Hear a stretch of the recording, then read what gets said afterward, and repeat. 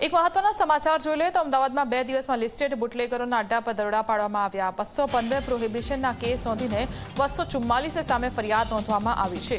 વિદેશી દારૂના 47 કેસમાં 77.87 લાખનો મુદ્દામાલ જપ્ત કરાયો છે। દેશી દારૂના 168 કેસમાં 4.26 લાખથી વધુનો મુદ્દામાલ જપ્ત કરવામાં આવ્યો છે। સોલા પોલીસ સ્ટેશન વિસ્તારની વાત કરી લઈએ, 5.5 લાખનો વિદેશી દારૂ જપ્ત કરાયો છે। સાબરમતી પોલીસ સ્ટેશન વિસ્તારમાંથી 3 લાખના દારૂ સાથે એક આરોપીને ઝડપી પાડવામાં આવ્યો છે। વધુ વિગતો લઈશું। સંવાદદાતા ઉદય રંજન ફોનલાઈનથી જોડાઈ ગયા છે। ઉદય, જે રીતે રાજ્યભરમાં પ્રોહિબિશન ડ્રાઈવ શરૂ કરવાના આદેશો આપવામાં આવ્યા છે, શું અમદાવાદમાં આ અંતર્ગત જ કાર્યવાહી થઈ છે?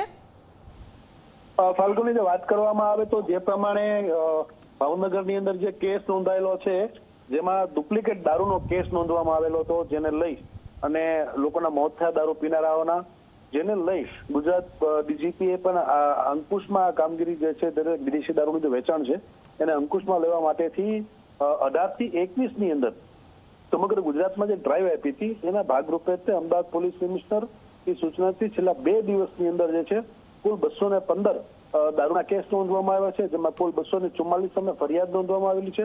અલગ અલગ જગ્યાઓ પરથી જો વાત કરવામાં આવે તો કુલ એમાં 2 દિવસની અંદર 28 લાખની કિંમતના 47 કેસ નોંધી 10,085 બોટલ સહિત જે છે 77 લાખનો મુદ્દામાલ જપ્ત કરવામાં આવેલો છે।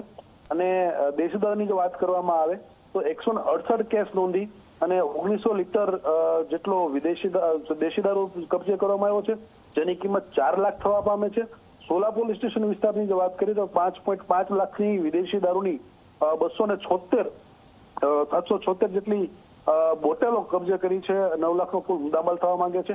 આવી રીતે અલગ અલગ પોલીસ સ્ટેશનની અંદર અલગ અલગ કિંમતનો અને અલગ અલગ આરોપીઓની અને અલગ અલગ મુદ્દામાલ સાથે ધરપકડ કરી અને આ ડ્રાઈવ જે છે હજી પણ આવતીકાલે 21 તારીખે પણ ચાલુ રહેશે, જેના કારણે કોઈ પણ બનાવટી દારૂ બહારના રાજ્યમાંથી અહીંયા આવ્યો હોય અથવા તો અહીંયા કોઈ દારૂ બનાવીને વેચી રહ્યું હોય, આવા લોકોને ઝડપી પડવા માટે અત્યારે ચક્રોગતિમાન કરવામાં આવેલા છે। ફાલ્ગુની, ઉદય, આભાર આપનો માહિતી આપવા બદલ। તો અમદાવાદમાં જે પ્રોહિબિશન ડ્રાઈવ ચલાવવામાં આવી રહી છે, 2 દિવસના લિસ્ટેડ બુટલેગરોના અડ્ડા પર દરોડા પાડવામાં આવ્યા છે।